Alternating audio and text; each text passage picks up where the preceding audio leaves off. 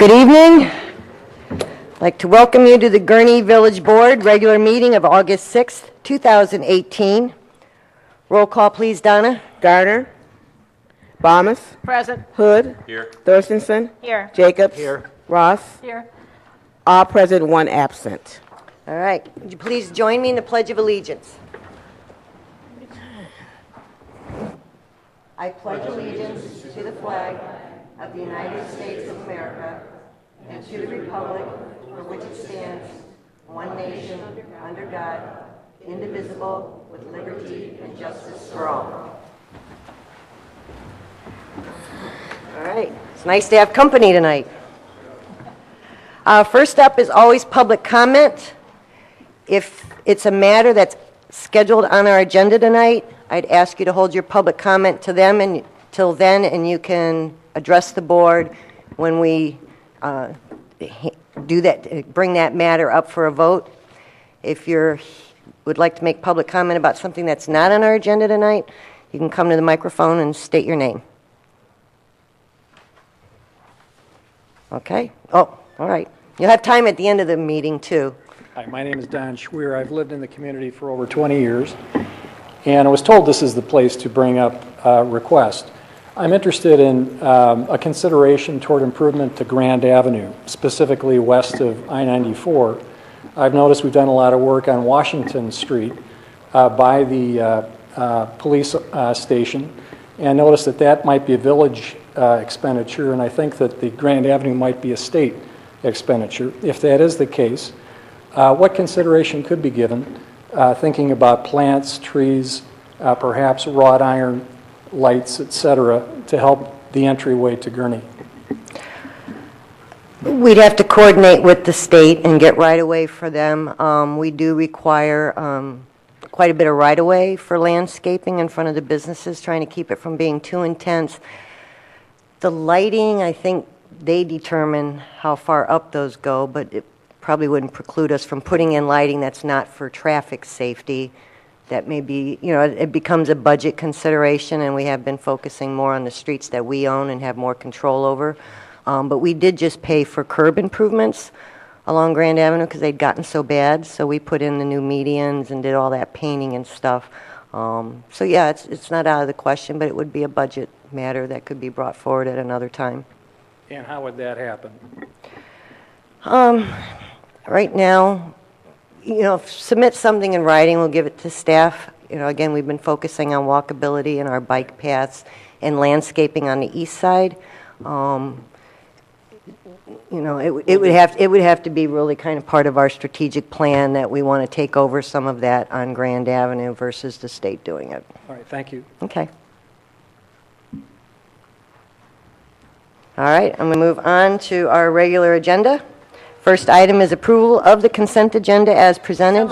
A motion from Trustee Bomas, second from Trustee Jacobs. Roll call, please, Donna. Bomas. Aye. Hood. Yes. Thurstonson. Yes. Jacobs. Aye. Ross. Aye. All ayes, one absent. All right, motion carries. Patrick, please read the consent agenda into the record.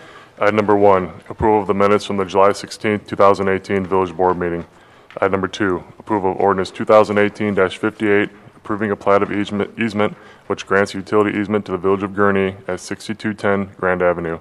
Item number 3, approval of ordinance 2018-59, approving plats of vacate and dedicate easements on the Serbian Orthodox Monastery of St. Sava at 32413 North Illinois Route 21.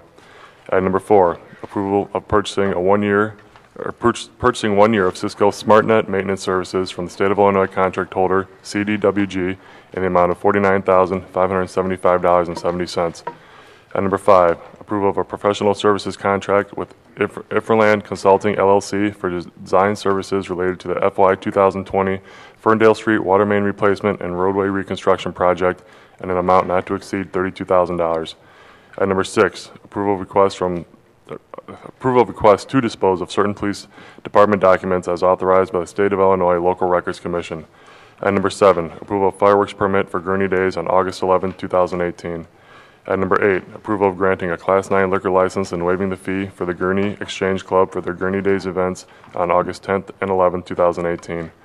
Item number 9, approval of payroll for period ending July 20, 2018 in the amount of $831,927.72. Item number 10, approval of bills for period ending August 6, 2018 in the amount of $633,677.29. Thank you, Patrick. Do I have a motion to approve the consent agenda as read into the record? Motion by trustee Ross, second by trustee Jacobs. Roll call, please. Bombs. Aye. Hood. Yes. Thorstenson. Yes. Jacobs. Aye. Ross. Aye. All ayes, one absent.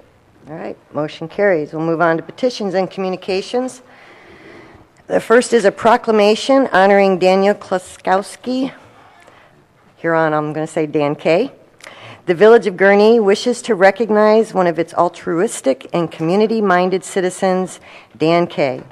And Dan, a longtime Gurnee resident, is the consummate Good Samaritan who has been an engaged member and a passionate leader of many organizations in the Gurnee community. And Dan established KHM Plastics in 1982 in Gurnee, which provides employment opportunities for Gurnee residents, generates revenue for the local tax base, and is an important asset in Gurnee. Dan has served with the Breakfast Exchange Club since 2001, where he served as a secretary, president, and long-term board member. And Dan has served as a member of the Gurnee Chamber of Commerce since 2010 and as the chairman of the board since 2014. Dan was tasked with increasing business relations and has helped shape the Gurnee Chamber of Commerce into what it is today. And Dan previously served on the Village Zoning Board of Appeals and the Plan Commission from 2002 to 2007, where his contributions helped continue Gurnee's tradition of being a desirable location for businesses and residents. Now therefore be it proclaimed by the President and Board of Trustees of the Village of Gurnee that Thursday, August 9th, 2018, be proclaimed as Dan K. Day throughout the Village of Gurnee. Be it further proclaimed that the village congratulates Mr. K for being selected as the 2018 Gurnee Days honoree, and be it further proclaimed that a copy of this proclamation be presented to Dan K at a dinner in his honor on Thursday, August 9th, 2018. Do I have a motion to approve? Motion approved. Motion by trustee Thorstenson, second by trustee Ross. All in favor say aye. Aye. Opposed? All right, it'll be Dan K. Day on Thursday, and hopefully we see all of you at the Gurnee Days dinner. The next two items will be presented by Chief Woodside and Deputy Chief Smith. So first will be our honor to recognize a Police Officer of the Year and a Civilian of the Year, both well-deserved by these individuals. And then I'll read item number 3 into the record when they're done. So Chief Woodside. Thank you very much, Mayor. Is this working? Our Police Officer of the Year and Civilian Employee of the Year awards are presented annually, and there is a process of nominations that come from all around the department. It can be a supervisor or a peer. It can be anyone who submits a nomination. And every year there are a number of excellent nominations, and this year was no different. A committee convenes that's made up of a cross-section of employees from the department, and they select a recipient.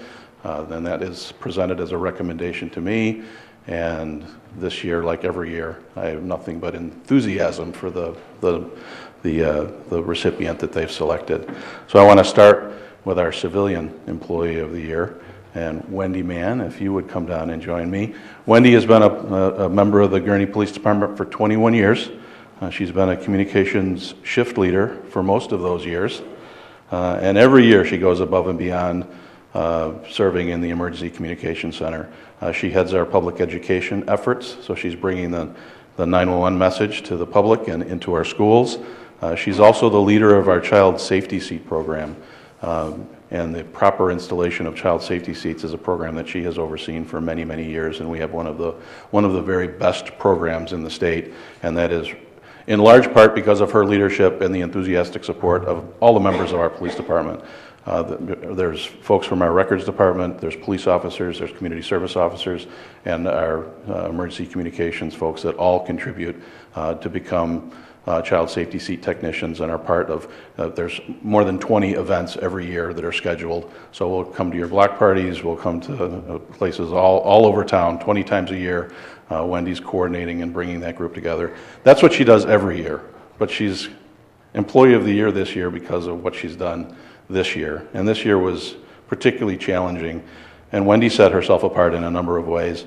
Early in the year, her partner, there are 2 shift leaders, her partner left the department, so she was alone in July when our consolidated dispatch center opened.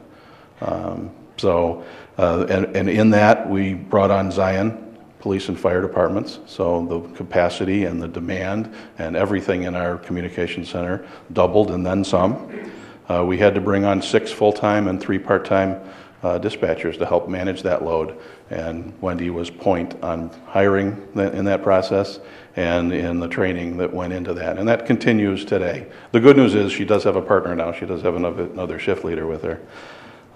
So through all the change and challenge, Wendy consistently went above and beyond in providing excellent leadership in the 911 center and service to Gurnee and all of the communities that our consolidated center now serves. And you are an outstanding choice for our Civilian Employee of the Year. Congratulations.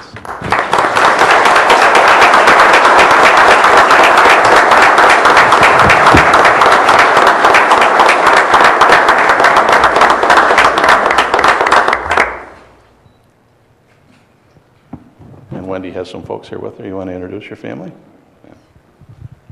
With me is my husband, who definitely has to struggle with me this whole past year. He not only struggles with me at home through this whole process, but he gets to work with me through this whole consolidation.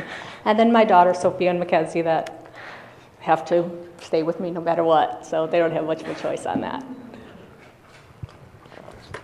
Thank you, Wendy.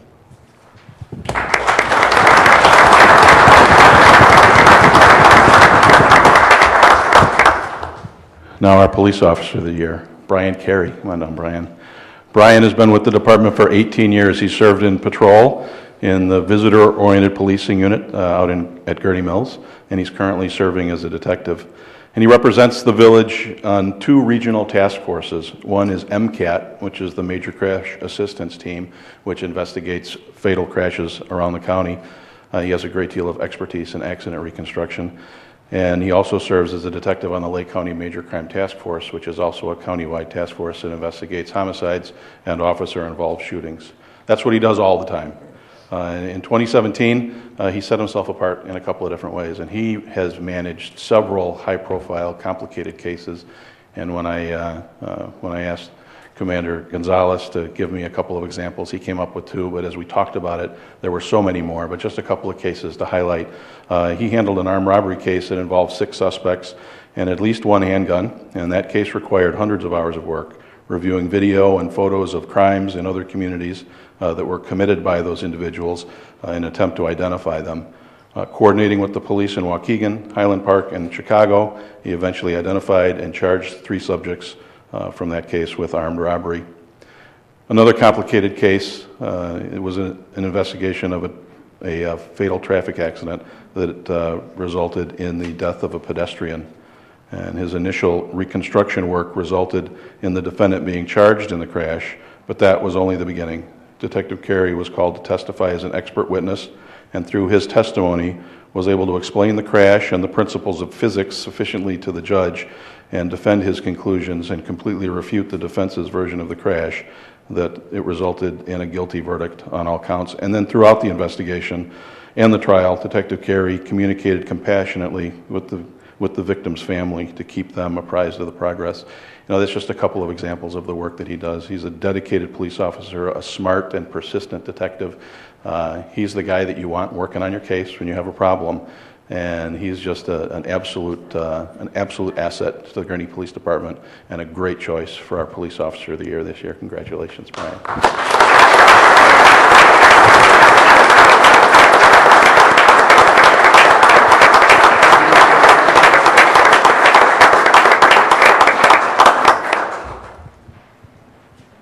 Introduce the family? Yeah.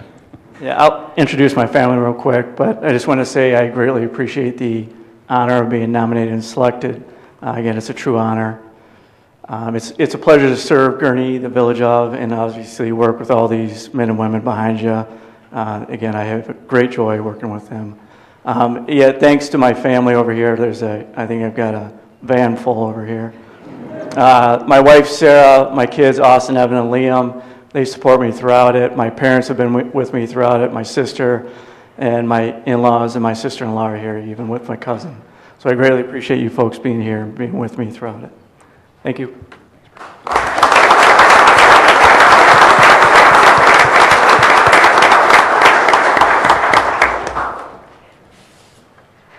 For this next one, I'd like to invite the fire chief to join us up here.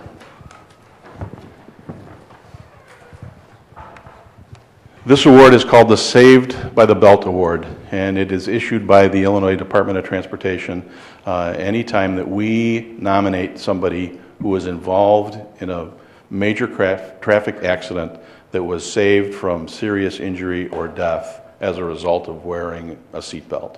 Those don't happen often, but when the officers that investigate a crash unanimously decide that this is a situation where this person likely would have lost their life if they had not been wearing a seatbelt, it's one that we want to bring to everybody's attention, not only as a reminder to continue to wear your seatbelt, but also to really honor the person that was wearing their seatbelt and is here today because of that.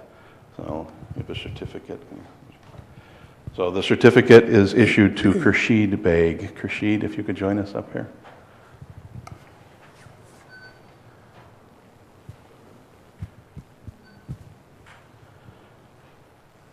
It was just after 7 a.m. on January 30th when Khurshid was traveling on Washington Street near Hunt Club when in her Toyota Celica when an SUV crossed into her lanes and struck her vehicle head-on.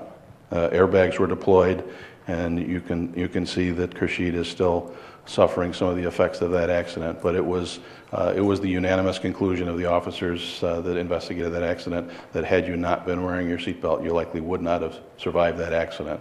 So not only is it great to have you here today to receive that award, it's something that we shouldn't take for granted, and none of us should. So congratulations, and thank you very much for being here.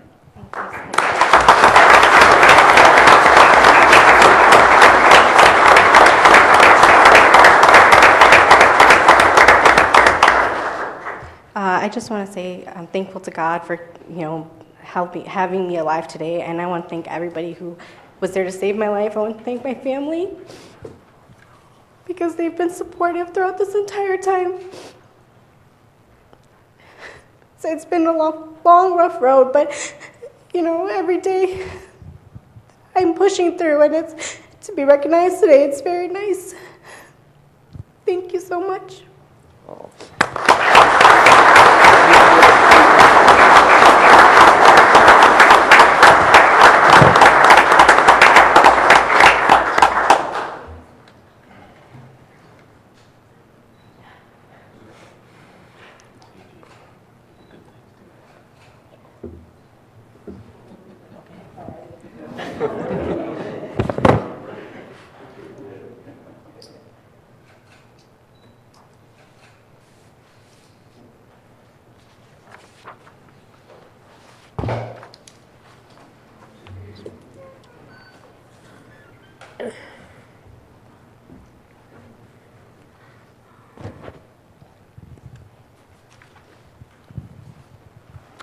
Thank you, Chief, Deputy Chief.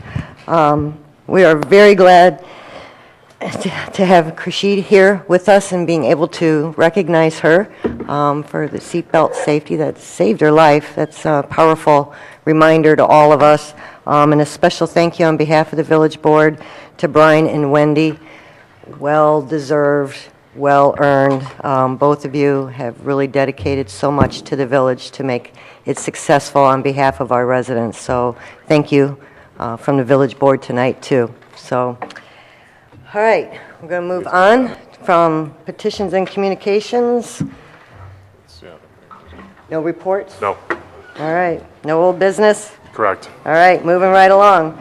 New business, The first item is approval of ordinance 2018-60, 60. authorizing a professional service agreement with Sports Facility Advisory, LLC, to conduct a feasibility study and economic impact analysis of a multi-sport facility.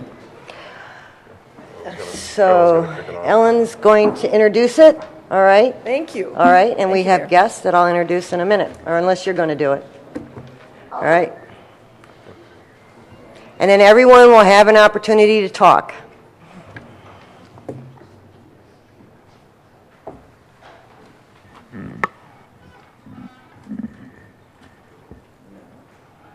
Visuals are good, but we'll start without them.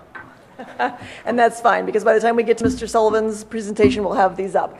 So the context for tonight's discussion, and I really will turn it over very quickly to Mr. Eric Sullivan, who's joined us with the recommended firm. As the board knows, and I believe the public is very well aware by this point as well, you know, Gurnee's economy and our budget, the village budget, is highly dependent upon user-driven revenues. Sales taxes, food and beverage taxes, hotel taxes, amusement taxes. We talk about those every year and how important it is to keep those offerings fresh and new and keep Gurnee on the map as a place of family fun entertainment. So as we look to continue to build on that strength, one of the areas that we think we could more fully tap into that we have not yet fully explored at this point is that of sports tourism. So obviously the summer months in Gurnee are very busy. Our hotels are full, our restaurants are bustling, our stores are bustling. Fall, winter, early spring, that changes just a little bit, and we would like to find ways to round out our tourism season. So we think there's some great potential there that maybe we are in a uniquely strong position to explore because of the fact that we already have these entertainment assets. If you're going to pack up your family and drive several hours to a tournament, you know, it's nice to have things to do on the other end. And I think teams, as they look to host tournaments, look for places like Gurnee that are easy to reach and have lots of amenities at the other side. So to explore that, phase one, we think to be prudent and careful about the way that we're exploring this opportunity. Phase one is a feasibility study, which at the end of it will tell us go, no go. We certainly suspect that there's a market, but it would be imprudent to proceed without knowing for sure that there is a market for that type of tourism. So to that end, we have identified a firm that we feel very confident recommending to the board. They have risen head and shoulders above others that we've spoken with on this subject. And for them to tell you a little bit about themselves, I will turn it over to Eric Sullivan with Sports Facilities Advisory. Welcome, Eric. Thank you, Mayor, and thank you to the board for the opportunity to be here to present to Gurnee. As Ellen shared, we're with the Sports Facilities Advisory, or SFA, as you'll hear our acronym often called. We were founded in 2003 with a mission to help dramatically improve the health and the vitality of the communities we serve. We get the opportunity to do that through sport. So when we talk about sports, our firm doesn't typically work with great big stadiums and arenas and things of that nature, which are driven by season ticket sales and rights holders. We're really focused on program-driven, community-driven, and as you heard, sports tourism-driven venues. And so what those often take shape and look like are anything under the umbrella of sports, fitness, recreation, and entertainment. We've been very fortunate to work with over 2,000 communities across the country and internationally. We've served a portfolio of over $8 billion of planned and developed assets. And a lot of our work starts with this very process right here, where we start with a feasibility analysis.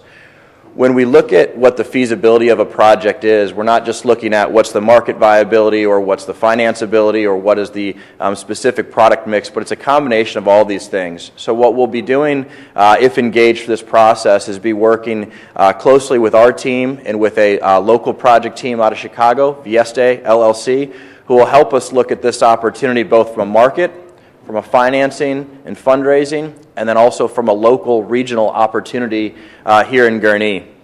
That process is expected to take about 10 to 12 weeks.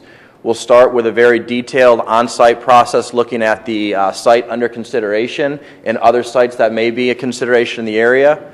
We'll work with local stakeholder groups. Certainly there are a number of existing stakeholders in the community, whether it be youth sports organizations, whether it be tournament and content providers, or just interested community residents. These facilities can often take shape in a lot of different ways, and while today, standing here before you, we have more questions than answers, through this process, what we hope to serve you by is really vetting out what's the right opportunity both here in the market locally and also regionally. So when we look at that, we'll be looking at a number of different factors. Again, we'll be engaging with a number of stakeholders. We'll be hosting public participation sessions because we really want to make sure that we do our diligence and we get through that process.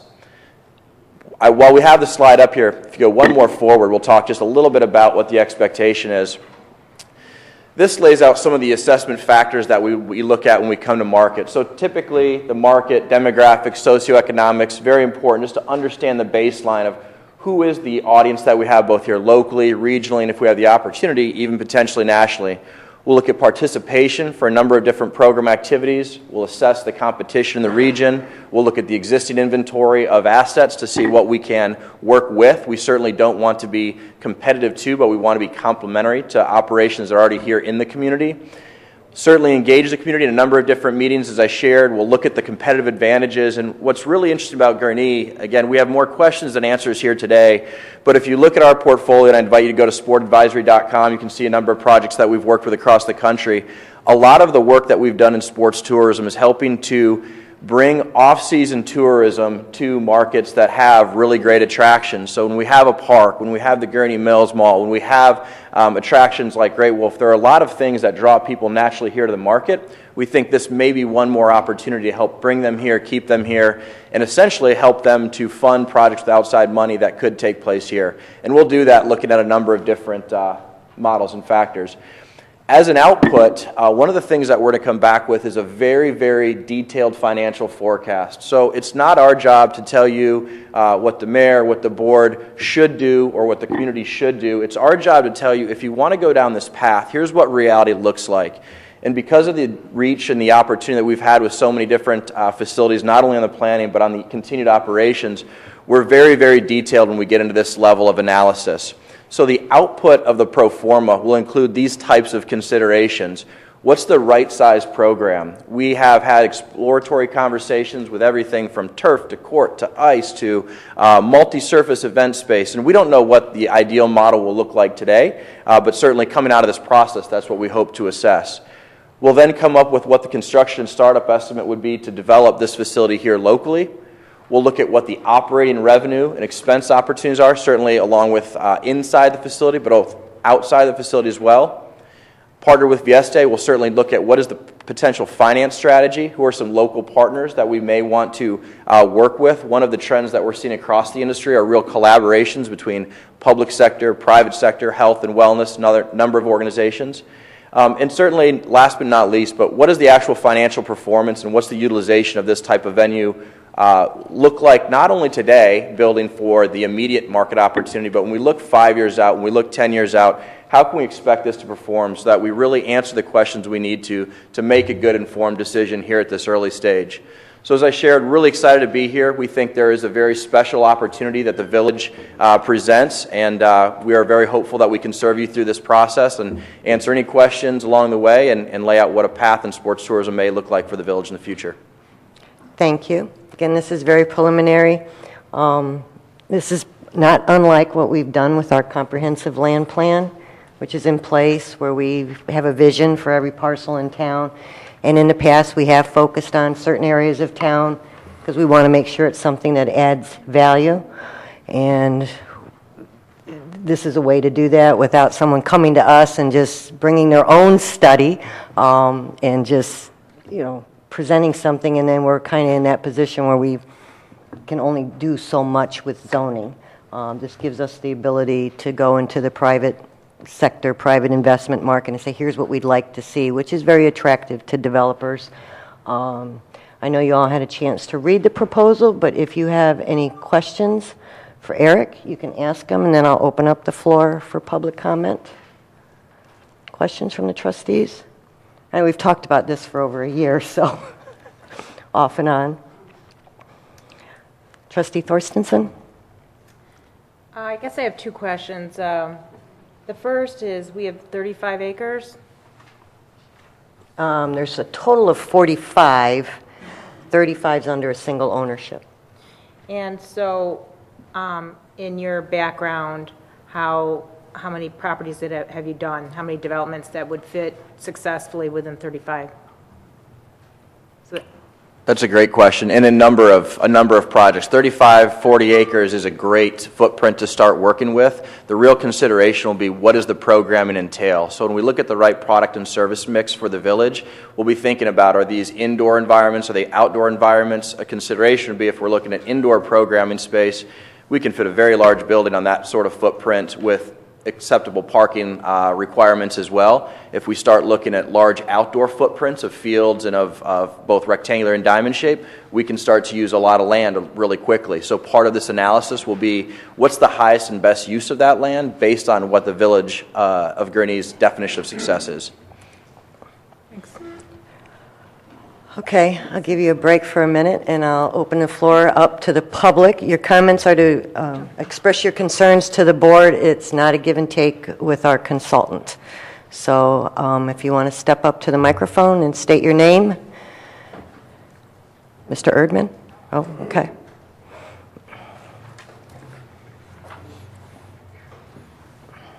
A little short. Walter Delaney, president of Lakers Hockey Club, which is not part of Gurnee. However, we do play Warren, and they do beat us pretty regularly. Hockey is grown tremendously. Ice is definitely at a premium. So not in terms of convenience, but I even look at it with having a high school son that played. I look at safety. With the lack of ice, practice times have moved very late in the evenings, and they're still going to school, but I don't think anybody wants their kids out driving at 11 p.m. for hockey practice when that's the only ice slot you can get.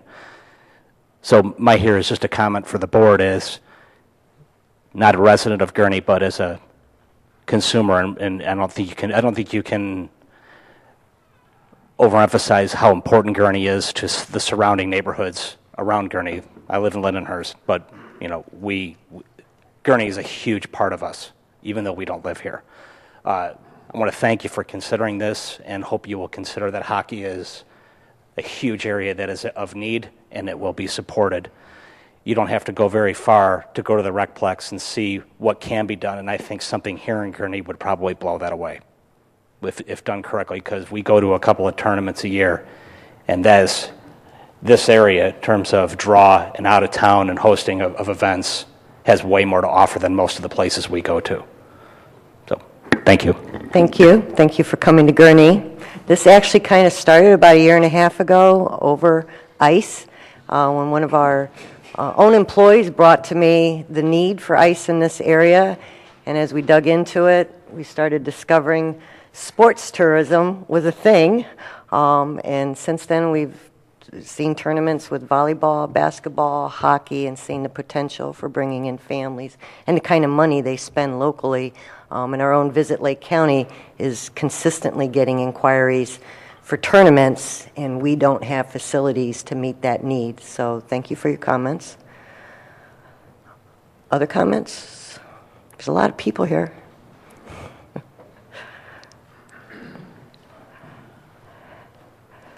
I'm sorry, I'm like 6 feet and a half, so the mic is like all the way down here. So I'm just going to bend down and talk from here. Thank you, I appreciate it. Yeah, I think so. He's the hardest working man in the room right now. Okay, so my name's RJ White, owner of Vipers Pro Basketball. I'm actually glad to have a lot of generational age here because those that remember Julius Erving when he had the red, white, and blue ball, I own 3 teams from that particular league. It's a revived league called the ABA, American Basketball Association. If you were to create that arena, obviously we are Lake County's pro team. We would be looking to particularly perform in that particular arena. I've been to arenas all across the world. In fact, I'm headed to London, Asia, Japan, and Jamaica. He's my second brain. I think that this would be a good idea. I think of things like the Chicago Bulls. I think about the Los Angeles Lakers, how they all have like that local team, and families are always looking for something to do. They're not willing to drive for like hours and 30 minutes to pay like $100 worth of parking, to spend, I have 4 kids, so to spend all your money on dropped hot dogs and spilled sodas, which could total up to almost $300 before you know it, for a family of 4. So I do think it's a great idea. I'm also a director for Nike for all of Illinois, so I do know that I can bring those youth sports programs that you were looking for. As far as international-wise, I actually manage the Bahamas national team. So I will be open to flying them in to have, different levels of tournaments, as well as the Japan national team, as well as the Jamaican national team. If you guys check out our website, you'll see more of what we're talking about at vipersprobasketball.com. But I do think it's a great idea. And like everyone else said, Gurnee is in the heart of the city. Why not here than anywhere else? So. Well, thank you very much for your comments. You're the kind of stakeholders we thought or know that are in the area that are looking for facilities. Hello, my name is Coach Washington. I'm the short coach. Now, we have a professional basketball team. You want to see basketball playing the right way, see your kids, your sons and your daughters. They can actually meet the players and meet the coaches. If you go to a Bulls game, it's kind of hard to meet the coaches and the players. We provide that. Also, we give back to the community, also with backpacks, but seeing basketball played the right way, that's what we bring to the organization or bring it to the gym. So I think it's a good idea for the arena facility. All right, well, we'll make sure you're included, and we have your get your contact information, and sports facility will include you. Sports advisor, I'm sorry.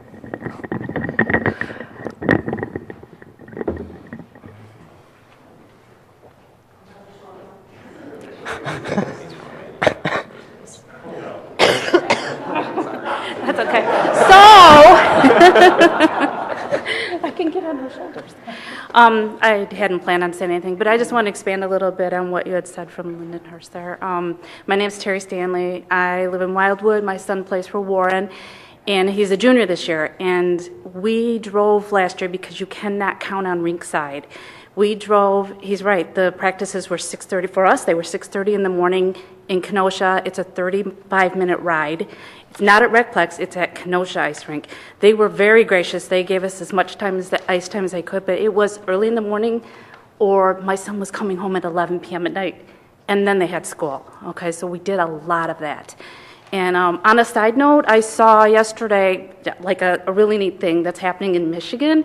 Apparently they have 56 rinks, and they are shooting for a Guinness World Record in December for tournaments they're trying to fill. So, I mean, it's hockey's fun. It's very busy. So thank you. Thank you.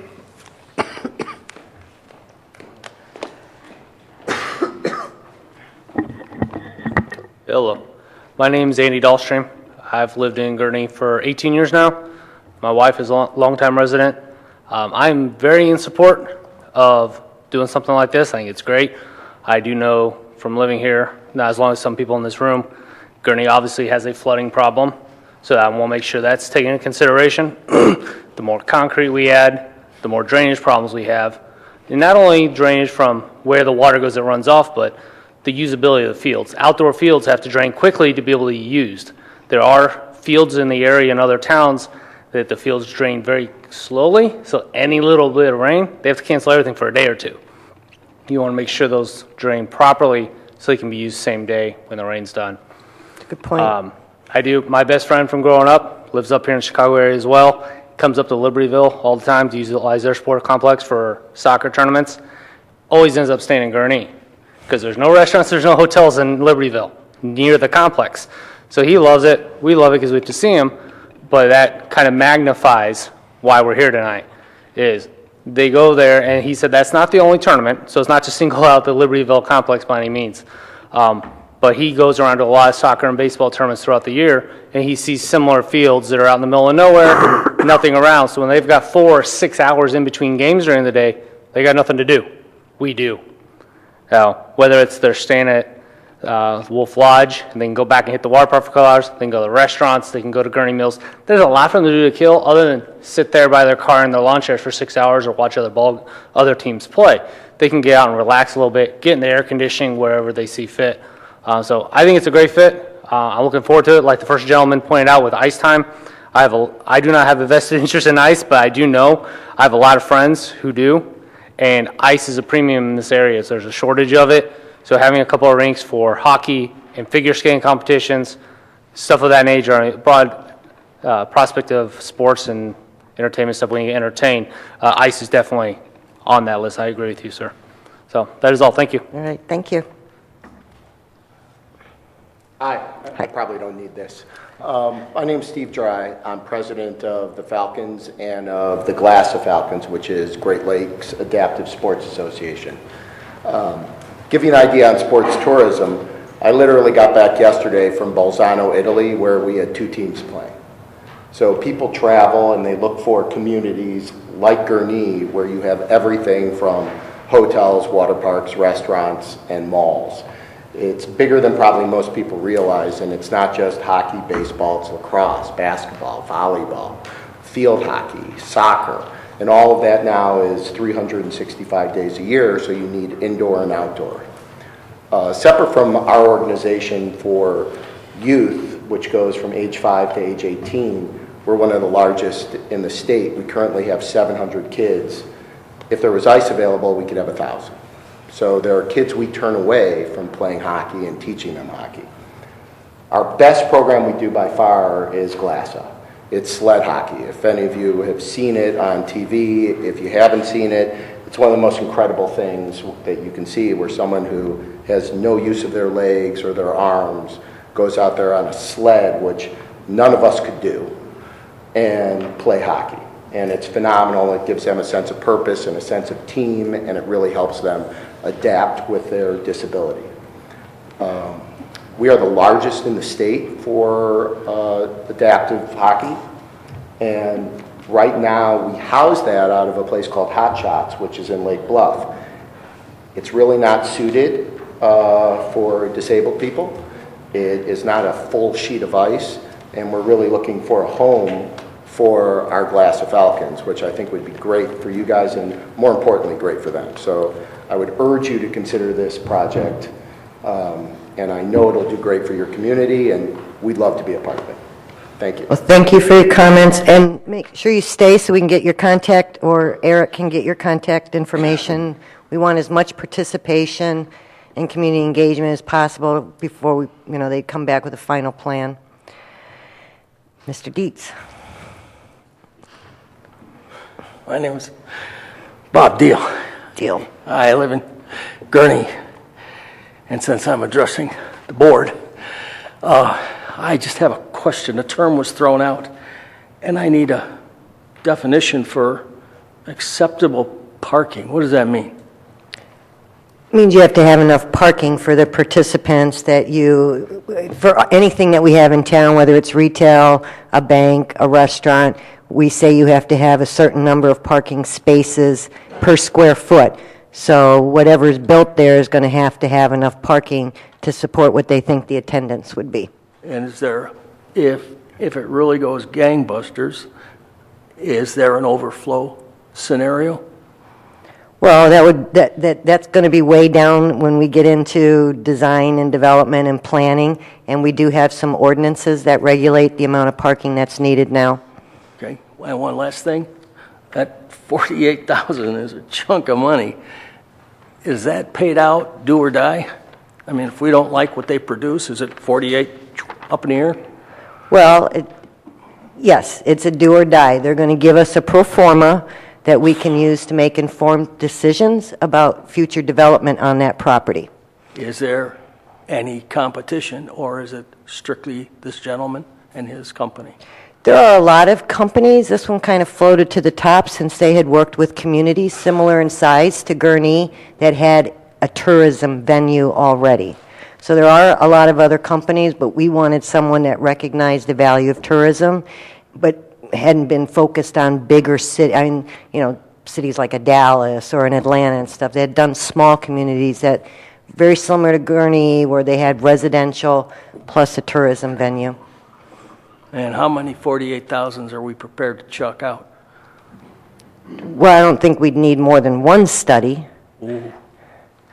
All right. I mean, the study may come back and say the area can't support sports tourism, or it may come back and say that it can, and here's the types of sports that would be feasible, sustainable, and viable. It's really to make an informed decision about what gets developed potentially on that property or other property that may be available in Gurnee.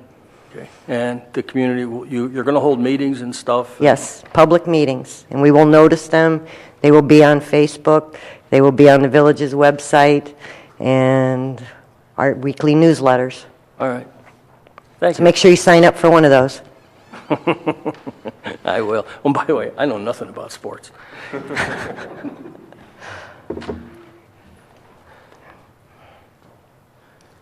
Hi, I'm Laurel Wimpfen, a resident of Gurnee, and I think you actually just made a reference to the question I had, which was, is the feasibility study only looking at this particular piece of property, or is it be also taking into account other parcels in the village?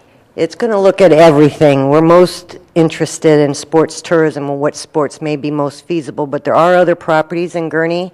This one is the most logical for tourism. It has a 4-lane state highway, a 4-lane county highway, and an 8-lane interstate that borders it. So it makes sense to put your most intensive uses where you have the capacity with your infrastructure already. But there are other possible locations. Not a lot of big chunks of land left in Gurnee, but there's a few. And one more question, the current parcels that are being considered are privately owned right now? Privately owned and for sale. Okay, all right, thank you. Not all 45 acres, just 35 acres. Okay, thank you.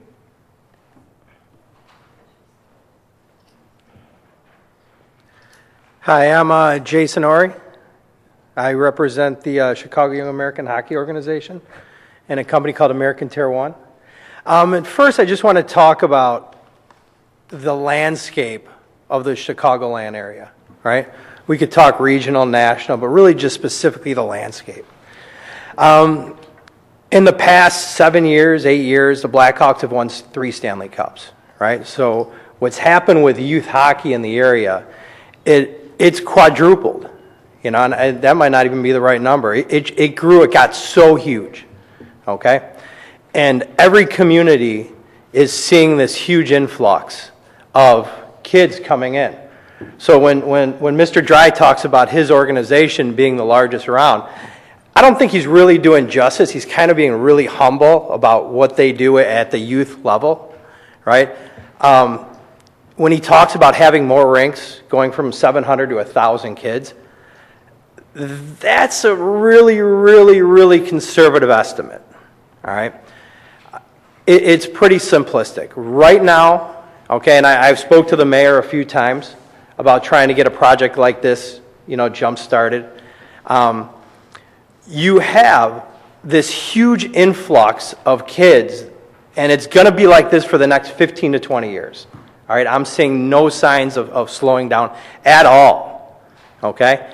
And what you have is you don't have any new rinks being built, what, in the last 5 years, 7 years, right? And the ones that they did, yeah, Mount Prospect, right? And immediately that place was 160% sold out within 3 hours of them opening their door, okay? Right now, my company, American Tier, we're involved with 3 separate new projects. Okay, a new 2-sheet facility going up in Evanston, a new 2-sheet facility going up in Naperville, and a 1-sheet facility going up in Palatine. And let me tell you, it's not enough. It's not even close to being enough. Okay, you have the biggest tournaments, hockey tournaments in the world here in Chicago. Okay, and what they're looking for 2-sheet facilities. They're looking for the big facilities. Okay. My hockey club is a little different than Mr. Dry's, where he's more of a community-based hockey team. So when he says 700 kids, it's probably, what, 45 teams you have? 48 teams. 48 hockey teams, right? It's insane, right? They're the Highland Park Falcons. Their community is so small, but people are traveling all over the place to come and play for the organization, right? It's really simple. My organization's a little different. We have 14 teams. Okay, we're called the Chicago Young Americans. We're considered a Tier 1 hockey team, which means there's only 3 other teams like us in the whole state of Illinois. Okay, so when I originally started talking with the mayor, what made Gurnee so attractive for us is all our league games, okay, we're not playing Vernon Hills, you know, Gurnee. We're not playing the local communities, okay? We're playing Detroit. Detroit comes in, they bring in 3 teams. Omaha comes in, New Jersey comes in. We call these showcase weekends, okay? And we have these every weekend, okay? Out of the 14 teams, boys and girls teams, we literally hold showcases every single weekend where we're Anywhere from 80 to 250 families are coming in from out of town to stay with us for the weekend. So this is hotel revenue. This is restaurant revenue. This is just, give the kids a couple bucks and let them run around money, right? And the people in the hockey community, I can't stress this enough, it is such a hockey community around here where everybody gets together and they do different things. When he talks about his sled program, there's certain considerations the rink has to have that no other rinks have around here right now. Like some of the boards, you need to have clear glass at the bottom of the boards because when they get off, they could see for line changes, right? Yeah, Mount Prospect is the only one around like that, right? So little things that can be done to this rink will attract a huge number of different aspects of hockey and skating, right? Their organization, as far as the sled hockey, is one of the largest in the countries. So just having a facility like this, they could put on a tournament here and put 500 people into the local hotel rooms. That's just one weekend, right? Then we have a tournament in November where they have 700 teams come to Chicago. At least 700 teams. It's thousands and thousands of people, right? And they literally buy up ice at every rink in Northern Illinois. And you know what? They're turning down people. All right, it's just not enough. So when we originally started speaking about what can we do to the community here, and how hockey could advance a lot of different aspects of tourism, the restaurants, and everything, you could do a 4-sheet facility, you could do a 6-sheet facility like the Schwann in Minnesota, right? And you'll fill it up like that, okay? Gurnee, their home teams, right? And you got a couple guys representing here. They're literally, and when they say they're going to Kenosha, they're not lying. They're going to Kenosha, Pleasant Prairie, okay? They're traveling everywhere because there's nothing here in Gurnee for them, right? I tried talking with Rinkside a few times. I went through, grinding hours and hours and hours trying to get this guy to do the right thing over there. It's privately owned, right? The mall wasn't going to do anything. There's nothing they could do, right? It became pretty simplistic that there's a huge need for this here in Gurnee, okay? And I literally purchased ice at 6 different ice rinks. 6. Vernon Hills is purchasing ice at like 5, 6 different ice rinks. How many different rinks are you buying ice from? 4 rinks, right? That's how of a huge demand and low capacity there is right now for this sport. Right? And to do an ice rink, you really have to do it the right way, right? You can't just go throw, a bunch of money and just not do it the right way, right? It can't be a single-use facility is what I'm getting at, okay? It just can't be a hockey rink, right? Because you're going to eat it hard, right? The project that I'm involved with in Evanston, right? It's like $48 million, I believe. Ballpark is right around there, but it's a community center. Right? So there's a library, there's a workout facility, right? There's a 2-sheet ice rink, there's a track, there's 4 soccer fields outside. And this is at the Robert Crown over there, right? And in no way is this connected with anything that hockey has to do and sports has to do out here. But that's just the idea of the mind frame of having a facility that's not a single-use facility, right? And then what they offered to us was tutoring. The Northwestern students and some of the students are going to work the library to tutor the students, right? So the local community, that's like a huge thing, right? To here, you can come in the library and get tutoring, right? Work on your work and then go play sports, go play basketball, go play hockey, do a bunch of different things, right? The one in Naperville is a little different. It's called City Gates, right? But this can be more of a concert venue with 2 ice rinks, right? It's like Route 59 and 88. Over there on the Calmos property, right? But there's so many different aspects to these facilities. They're just not single-use facilities, right? And I think the longevity of something is and I'm sure that's, when I heard you talking, that's kind of what the mind frame was, right? Is to do it the right way, to throw a bunch of money. I got family that lives in Gurnee, right? We're up here all the time. I live in Libertyville, right? And we're up here all the time. It's pretty simple. But nobody from Gurnee is playing hockey in Gurnee right now.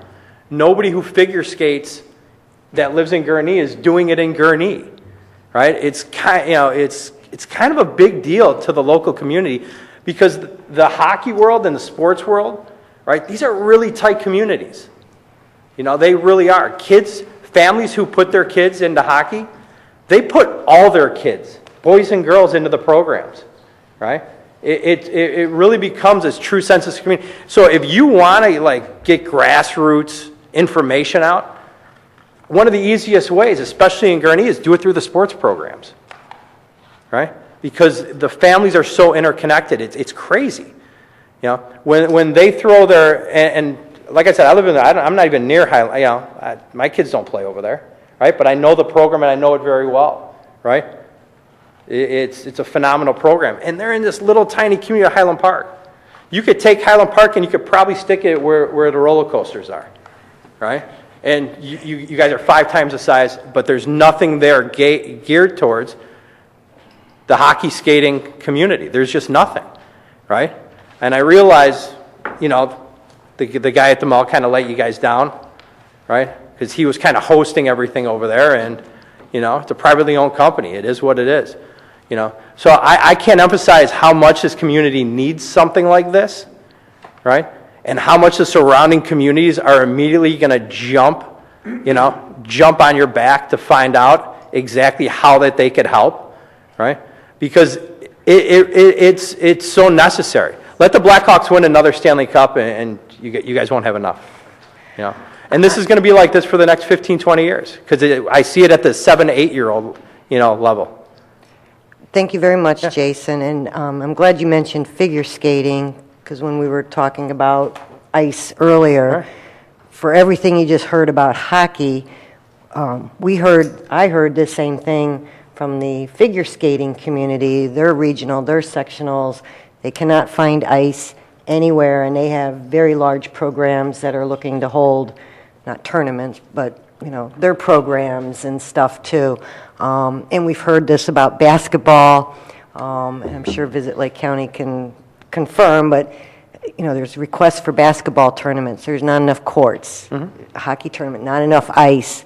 And for everything that you're saying, this is exactly why we're hiring a consultant to validate that and bear it out. And I mean, it sounds great, 700 families, but what does that actually translate to, and how many weekends would it be?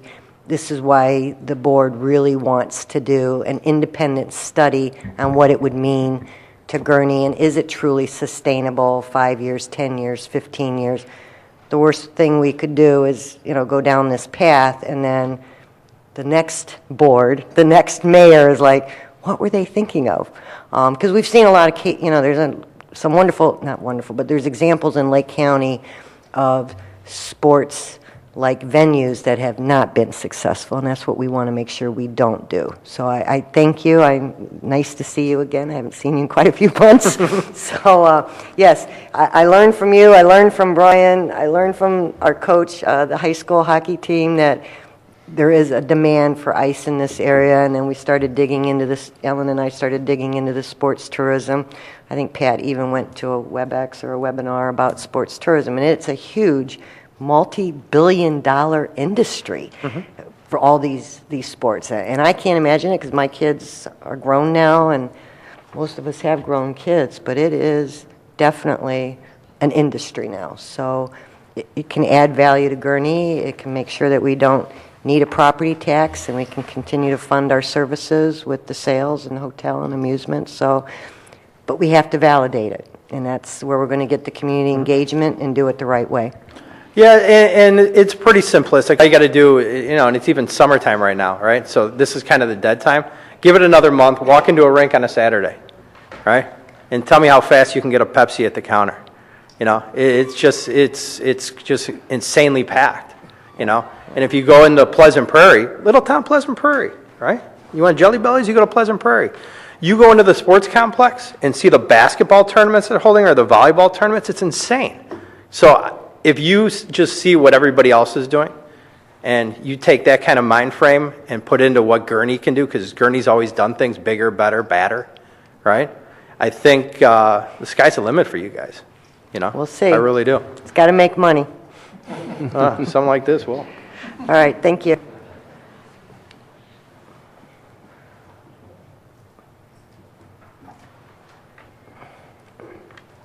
I'm not anti-sports. I'm Andy Malowski. I live in Gurnee. I moved to Warren Township in 1966. I remember Route 45 backing up from 120 all the way to Washington Street because there's nowhere for the traffic to go. I'm really concerned about Milwaukee Avenue, Washington Street. They're always backed up. The toll road in my north window, I can see the toll road. I can see the roller coasters. By the way the crow flies, it's 1 mile from my house to the roller coaster. The toll road stops. They just put in another lane, so it's 4 lanes wide. It stops every morning. What are we going to do with more traffic here? That's my concern. I agree that children need something to do, but we have to look into this situation. Right now, Washington Street's the only way to get into Waukegan. Washington Street, Gages Lake Road backs up from Milwaukee Avenue up over the hill by Heather Ridge every morning because you can't get into Waukegan. Grand Avenue is closed, Belvedere's closed. What happens when you try to get to Libertyville? You get over the Serbian monastery, and there you go. Traffic stops right there, getting into Libertyville. Not every morning, but quite often. You know, you mentioned that you have a 4-lane highway, state highway, 4-lane county highway, and a toll road. They're all full. That's the only thing I can say. Yes, and nothing would get built without a traffic study to account for these, and the developer would do road improvements if they're necessary. We have never built anything in town big, this size, without a traffic study and requiring improvements to the roadways to accommodate the traffic. Yes, rush hour is bad. I drive in it every morning and I drive in it every night, and so does most of the board members. So we're aware that rush hour, but there's also times of the day where there isn't any traffic and there are no traffic backups, and that's part of the programming and how you plan it too. So, but we would do a traffic study based on what's proposed, how many uses, what the hours would be, and right now, I think Hunt Club and Grand Avenue is #1 in the state for accidents. I think Washington and Milwaukee Avenue are real close too. I mean, traffic is a concern to me. Yes, the county's getting ready to do changes to the Hunt Club Grand intersection. It'll be under construction. The state is spending a lot of money in our area improving the roads. Some of them are being widened and modernized. The county has some plans too. So whether we build this or not, there's a whole slew of road improvements for this area scheduled. Well, I hope so, because I get nervous when I get on the road. You know, I'm getting to where I don't like to try in traffic, so I go south in the winter. Doesn't matter what age you are, nobody enjoys it. Thank you. Any other comments tonight?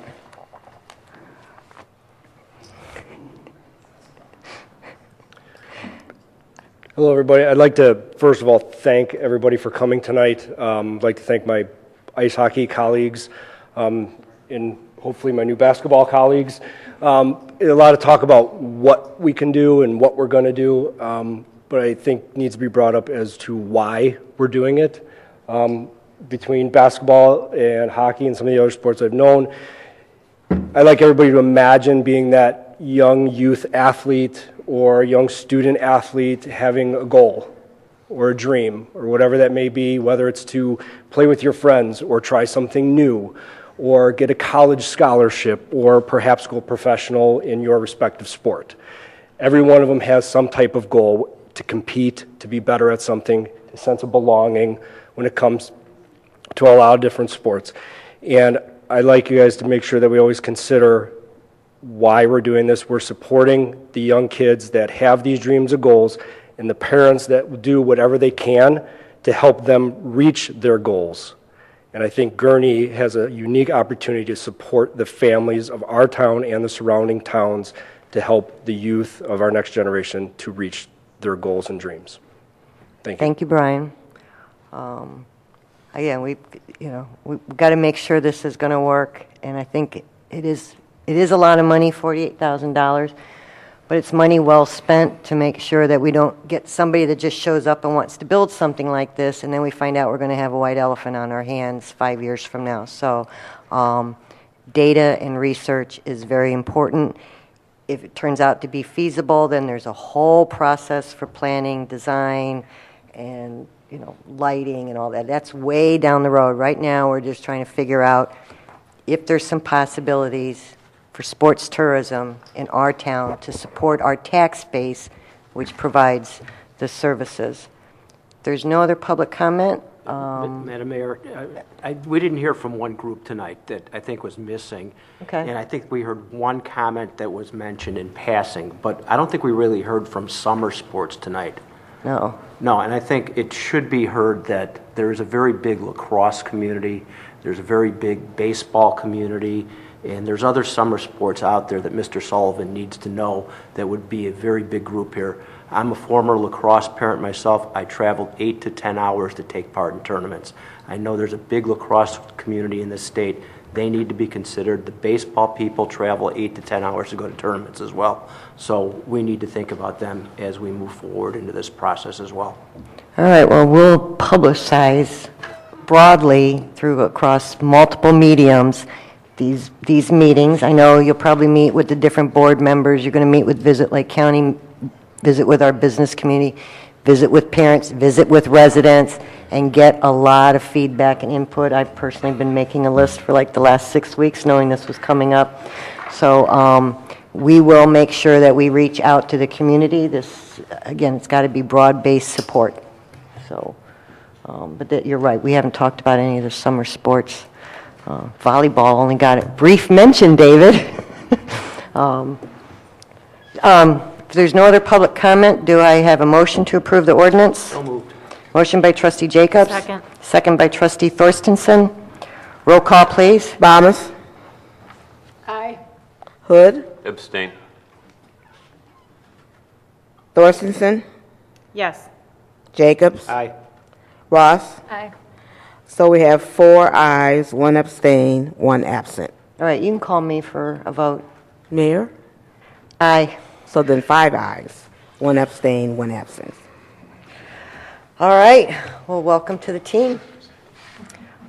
Staff will be delighted to work with you and get this all set up, and we will engage the community. And I know a lot of you are probably from Hickory Haven.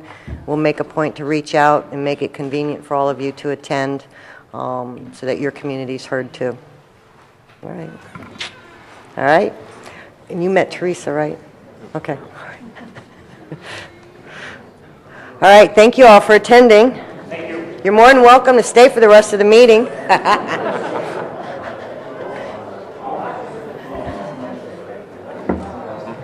Eric. All right.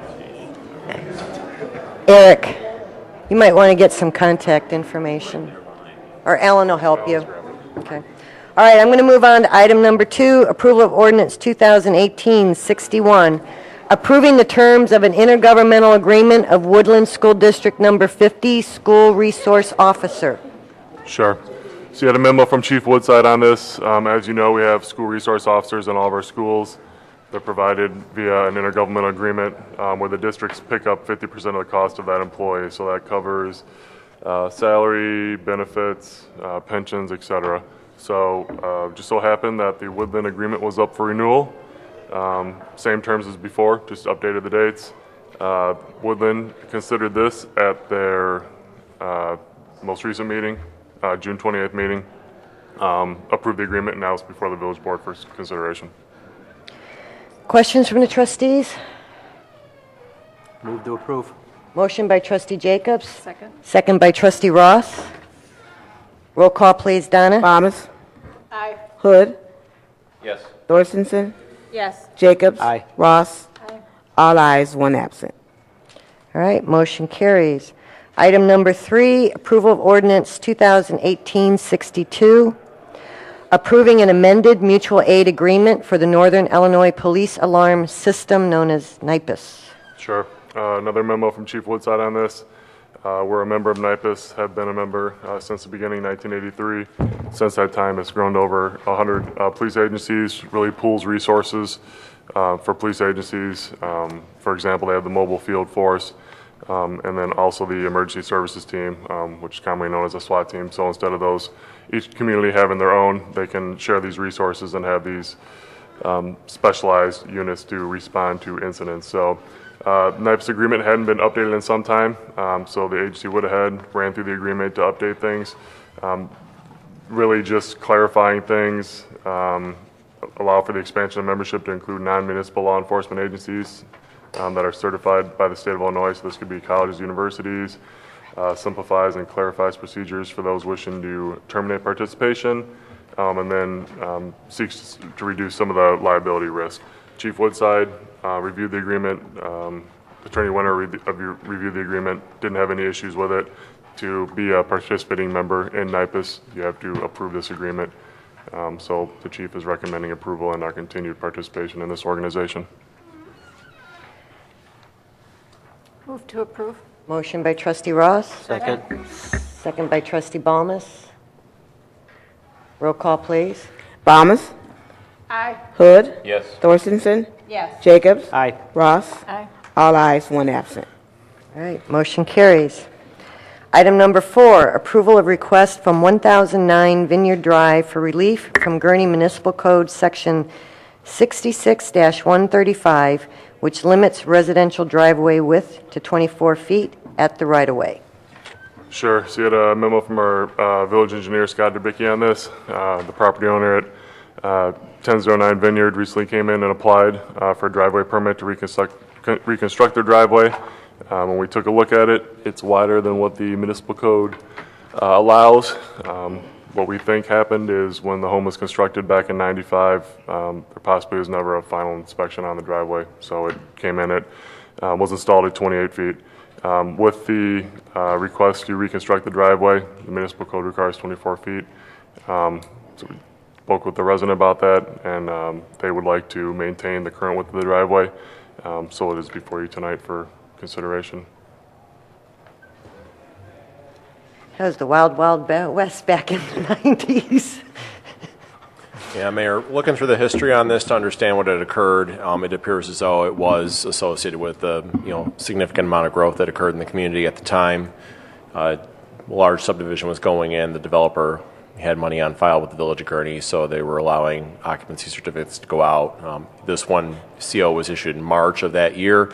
Asphalt plants are typically not open in this region until April or May, so I'm confident that there was no driveway installed when they had occupancy, and it just occurred at some point between then and June of that year. So it's our belief that this was an honest mistake that was made back in at the time. There's been a few of those. The residents are here. If the board has any questions. Trustee Ross? I just have a question about the one on Grand Avenue that was across from Delaney Road. Was this the same situation, and at that time we didn't allow them to have a wider? The circumstances of that specific case were a little bit different. The property owner had a conforming driveway and they installed it incorrectly. In this case, it's a non-conforming driveway. They're coming in for a permit to rebuild it. It does not meet the Gurnee Municipal Code for the driveway apron width, and it also does not meet the zoning codes for the zoning side of things on the private side of the driveway, which is another issue that may need to come back forward depending on how this goes this evening, because the driveway is not compliant under the current codes of the Village of Gurnee.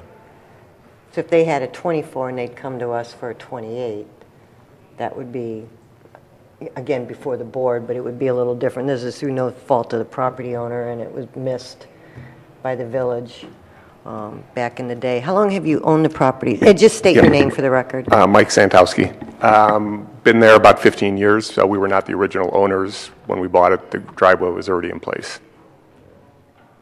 And what we're asking is the ability just to replace it. There's been significant settling. It needs to be replaced, and we want to replace it in kind, not expand it. And staff has no objections. Make a motion. Well, I'm not entirely sure about that, but It said in the notes that they did. I mean, the municipal code requires a 24 feet, so staff follows the municipal code, and if there's a divergence from the municipal code, that's for the village board to decide. So this is something that administratively they can't waive. Right. They have to bring this to the board, and that's why it's on tonight's agenda. Mm-hmm. But it's up to us. But in the notes, didn't it say the staff was not recommending it? I wouldn't put it quite like that. The staff has no ability to approve it. It's up to us whether we want to grant relief from the ordinance. it was through no fault of the property owner, you know, to go back and make them now conform. If I were to do that, there would be additional expense as well, because I would have to then change other landscaping, because otherwise it would just be out in the open. So there'd be additional expenses I would have to incur to comply with the ordinance as it is now, which is not apparent. Well, I'm not sure what it was back when it was built, but If they were coming to us and asking for an exception, that would be different. I support them doing it. Right. So I just wanted to also point out that, you know, the municipal code handles the public right-of-way portion of it. So that's where we're limiting to 24 feet. With our new zoning code that we implemented in 2015, we now regulate the private side of the driveway as well. With it being, you know, 3-car garage width all the way from the base of the house all the way out to the sidewalk, it also is non-conforming as far as sidewalk, or as far as the width on the private side. So we're handling the municipal code portion of it first. That's the easier and more straightforward portion of the request. If this is approved, we'll need to go back through and clean up the zoning side of things as well. So that would be a zoning variance that they would need to go through and get permission on that side of things as well. So we have to put them through a whole nother process? It's this, yes. This is the easier one. So if this is a no-go on this side, then they won't need to go through the more arduous process of the zoning. We didn't want them to go through the more arduous process first if we had 2 things that we were trying to get approved. So we need to do the approval on the public side as well as the approval on the private side. Yeah, there's a filing fee for the zoning change. So that's why I think staff brought this first to see whether this board would be willing to grant this request. If the board does request that, then the petitioner has to be notified that they have to file a separate request with the planning board. okay, once again, I'm not requesting a change to what already exists. So the house was built, I've got to replace the driveway due to settling. I'm just requesting to be able to replace it in kind. It seems like a reasonable request. Yeah, well, and again, I mean, for legal nonconforming, that's when it comes up, though. This is the time that you would end a legal nonconforming. You don't want to perpetuate if it turned out that it was in violation. So the process is correct for this to come, and that's the considerations the board have to. But we don't know for sure why it's legal non-conforming, and it very well could be because the village didn't inspect or didn't follow up or get it corrected at the time for whatever reason. And so yes, it's legal non-conforming, but we don't really know. It's not at the request of the property no, owner. no. We're not suggesting that. But on the other hand, we have to clean up. You have, I mean, and that's what you can consider that and make your decision, certainly. But that's why we're presenting it. So to the board. zoning thing would be to make it conforming. Well, it would conforming to the zoning code. Yeah. Okay, I gotcha. This is a municipal code issue as well. This is strictly a board decision. I don't think he should be penalized. I'd go for it. Yeah, I don't think you should be penalized either. All right, so do I have a motion to approve granting relief? I did. Motion by Trustee Ballmer. Second. Second by Trustee Jacobs. Discussion, Trustee Ross? If we're approving this now, can we also waive the zoning requirement then? No. Okay. May I ask why? It seems logical. Thank you for the question. We have to apply the rules to everyone. Consistency is the way we measure fairness. Right. Can I ask if there have been... Because the way the state statutes are formulated, we have to have that consistency. So your plat has to match our ordinances, or it'll create title issues for you. And so I will point out to the board, well, after the vote, the Plan Commission will make a recommendation to this board, and it will come back to this board. So I don't imagine there'd be any change in circumstances that would make the board look at it differently, but it is a deliberative process. If that were to occur, it is possible, you know, that this vote doesn't guarantee the ultimate outcome that you're seeking, but it is a first step and an important one. I have one more question. Trustee Ross? This is for our engineers. Would it be easier for them to just make it conforming and do the landscaping and that than to go through this whole thing? There is nothing unique to this property that requires the three-car garage driveway coming all the way out to the street. I'll pull up the, you know, it's very similar to most other three-car garages. We've got a three-car garage along here, and basically most driveways in town come out and then taper down to a 24-foot width. There will be some expense in re-landscaping some areas, but that's somewhat offset by the lesser amount of asphalt that they would have to place.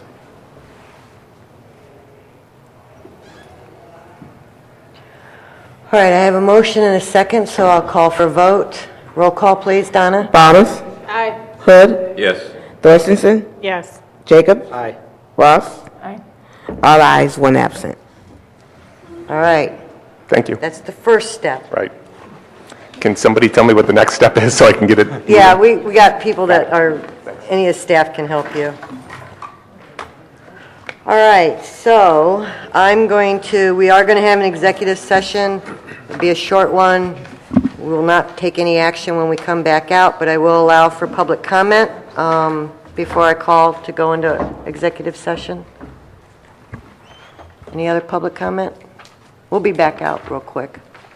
All right, do I have a motion? First off, it's appropriate yes, you gotta go for the board to consider a motion to go into executive session. Semi-annually, boards are to review prior executive session meetings. That's exception 21. That would be the reason for the motion tonight. All right, so do I have a motion to go into executive session? Motion by trustee Ballmer, second by trustee Jacobs. All in favor, say aye. Aye. All right, we'll be back out in a few minutes.